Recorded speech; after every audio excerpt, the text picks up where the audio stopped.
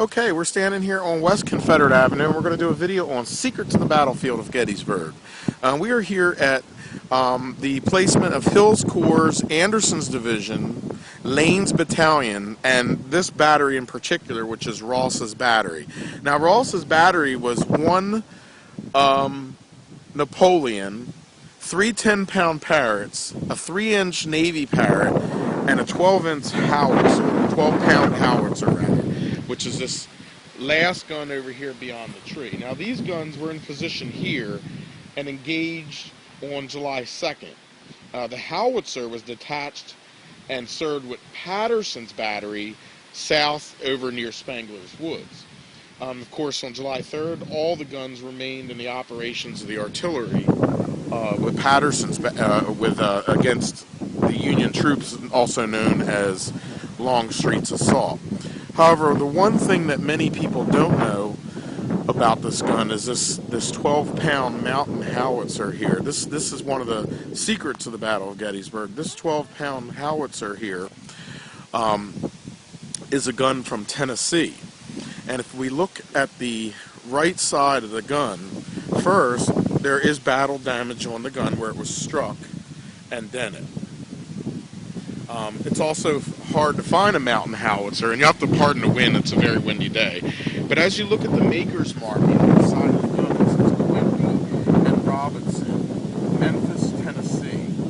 And the story on this gun is kind of neat because General Beauregard in 1862 basically had a scrap drive to support the Confederacy during the American Civil War. Much like the scrap drives during World War I and World War II, where they asked people to donate their medals. Well, this happened in 1862 in the Deep South. And General Beauregard had actually asked Southern men and women and households and buildings and churches and farms to donate medals for the war effort.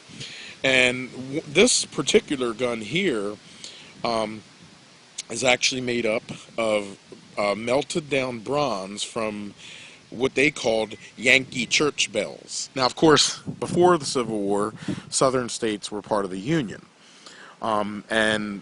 And the churches that were down in the South, most churches at that time had a cupola or a steeple on top of them, and it had a church bell. And those church bells would ring every Sunday morning, letting nearby parishioners know that church was about to start. Well, of course, as the war started and began, a lot of Southerners had a disregard for anything Northern, and these former churches that were in the Union were now part of the Confederacy, and what they did was they asked for them to donate the medals, and they took a lot of bells out of the quote Yankee churches and melted them down and replaced them with new cast Confederate bells in the South.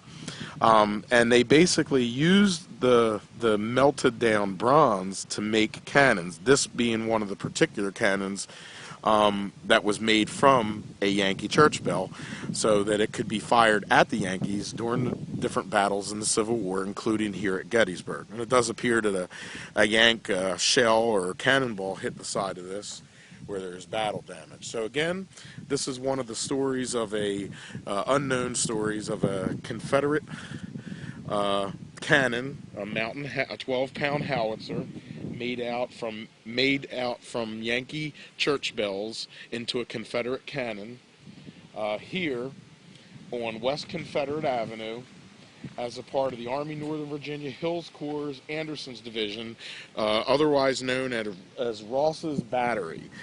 This has been Ross's Battery, Beauregard's Bells on Gettysburg Battlefield Facebook.